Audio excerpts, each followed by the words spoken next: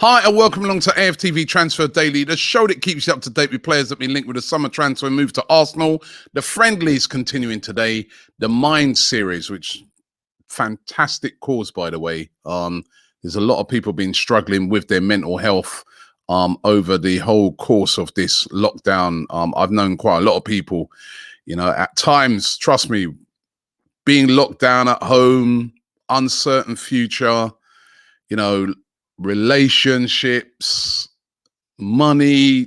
Listen, lots of things can lead to lots of heightened stresses at this time, and it's a great cause, the Mind series, and Arsenal playing Chelsea and also playing Tottenham in this Mind series. Unusual, really, because you'd have thought, Arsenal, we got Chelsea in a few weeks' time in the Premier League. You'd have thought, no, we don't really want to play them yet, but for this cause, they're doing it. Might get an indication of certain players that could be staying at Arsenal and could be leaving. Granit Xhaka's the one I got my eye on today. Will he be in the team to play? We've all been discussing the big U-turn that's been supposedly taken place with Arsenal saying that Xhaka is no longer going to be for sale and that he's going to be staying at the club. Of course, we know this whole big sort of thing with Roma. He was thought to be a dead cert to be going to Roma, but Arsenal said to have made a U-turn on it. We might get some more indications on that today, and the talk that he could possibly be getting offered a brand new contract. So going to be interesting to see how that one pans out. There's also the Hector Bellerin one. Bellerin, again, another player that is he staying, is he going? There's a lot of talk, as I've been saying over the past few days, that he could be set for a move to Inter Milan. Again, how much game time will he get today?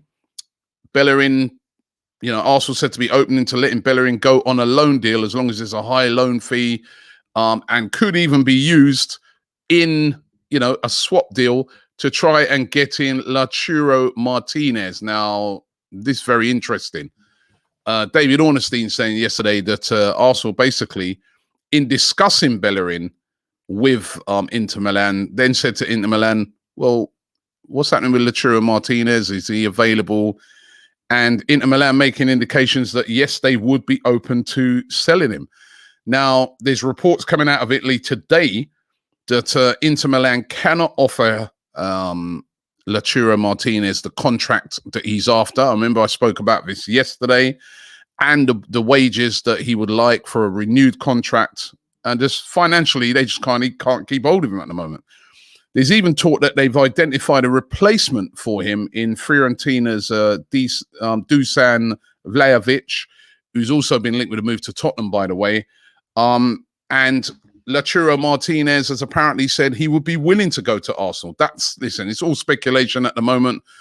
But boy, what a fantastic signing it would be if Arsenal were able to pull it off. These are the type of signings that gets you back into that top four, gets you back challenging when you're bringing in this grade of player. I would love to see it happen. I'm not saying it's going to happen, but I'm just glad that we're in this conversation. There's also a lot of talk around today that Tottenham could move for him as well if they sell Harry Kane. And I think they got a real crunch week with Harry Kane coming up this week, whether he's going to stay or go. Obviously, if he did go, they'd have a lot of money in their pocket to maybe get a deal like this done. So if Arsenal were interested in it, they'd have to move quickly. Chelsea might be interested in a player. Anybody's going to be interested in a player of that quality. So let's see how quickly Arsenal are going to move on this, if they indeed do, because what would happen with Lacazette? They'd have to find a suitor for Lacazette. There's been rumours even that Arsenal mentioned Lacazette to Inter and said, what if we give you Lacazette plus money for Lautaro Martinez? And Inter Milan have reportedly said, no, we just want money. So interesting that this one is a thing. Let's see how it works out. Bruno Guimaraes is still a player of interest to Arsenal. Lyon want £30 million for him and are saying they're not going to budge on it. Arsenal would love to get the deep line playmaker in. He could play that sort of similar role like what Santi Cazorla used to play, where he sits very deep and dictates the play. they're admirers of him, Arsenal, Edu in particular, but will they have enough to get this done? Is that a bit too expensive, or will they really move for him? There seems to be a lot of targets in that area, and I guess if Granit Xhaka stays, they may look at it and say, well, we don't necessarily need him.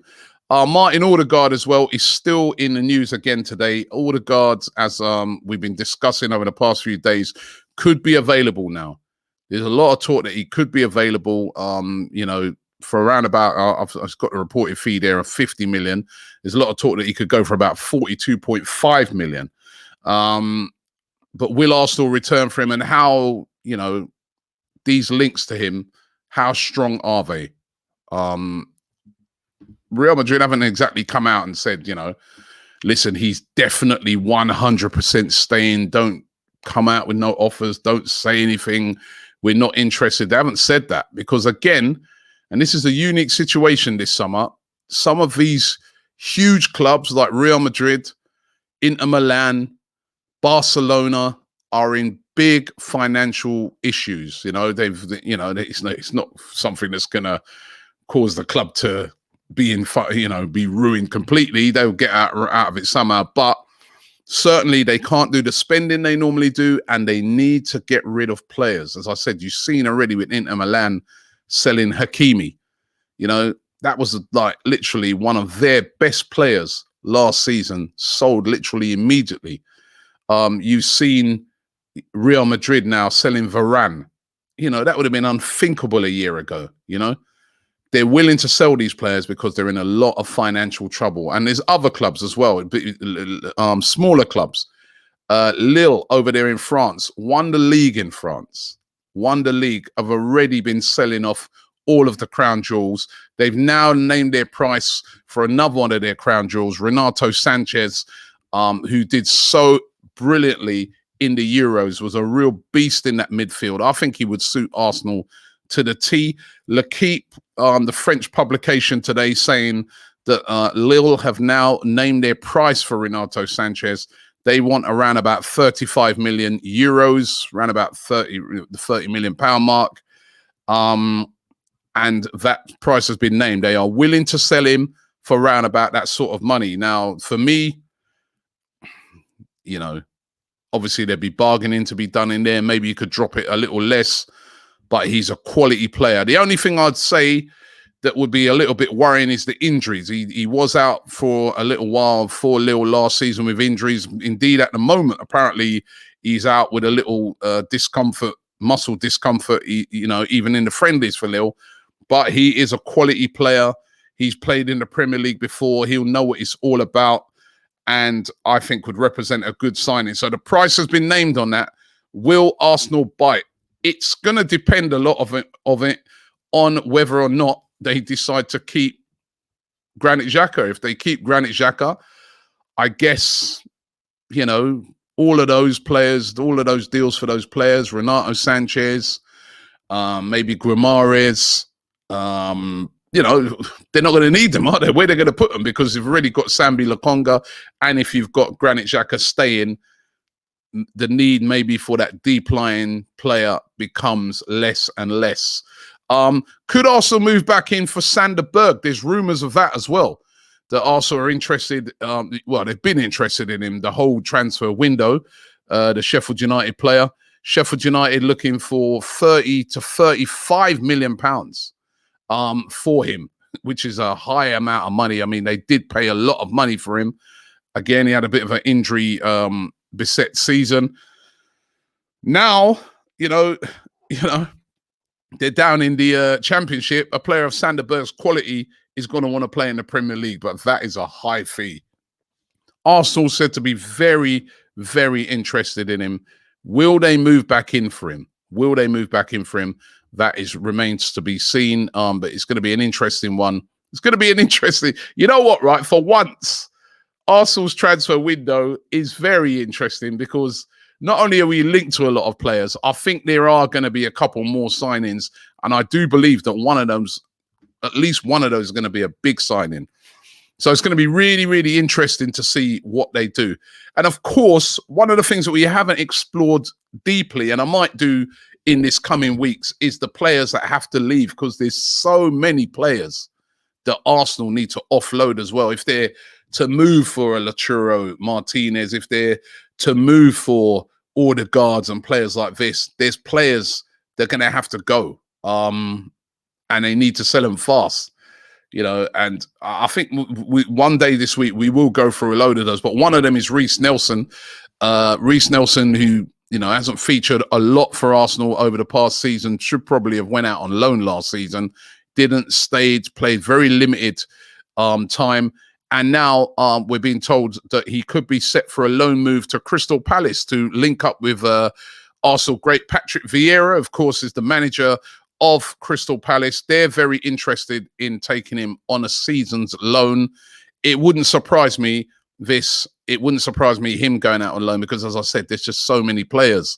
Rhys Nelson, Kolasinac, Nketiah, Ainsley Maitland-Niles, Lucas Torreira. What's going to happen with Joe Willock? You know, I think it's going to be a very, very, very interesting time to see who out of a lot of these players are going to end up staying. We've got a lot of players that probably going to be needed to be moved on. So interesting times ahead in the transfer market. We're into August now. Remember, the transfer window closes in a month's time at the end of August, 31st of August. That's it. Windows close. It's not like what they did a couple of seasons ago when they finished the transfer window as soon as the season started. The window finishes at the end of the month for all the teams in Europe, and Arsenal's still got a lot of business to do. Thanks for watching the show today, and I'll see you all in the morning. And of course, don't forget to check out all of our coverage of Arsenal's friendly against Chelsea happening in the Mind series. Thanks for watching.